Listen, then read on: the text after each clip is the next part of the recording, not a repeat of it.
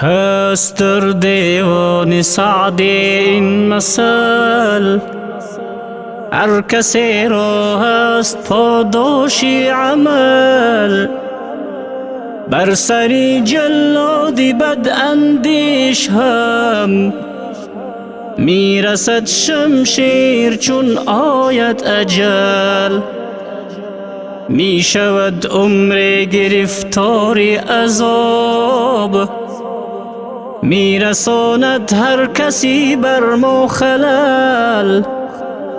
عمر سرخوان است و از بالای آن، می خورد دانا غم و نادان عسل.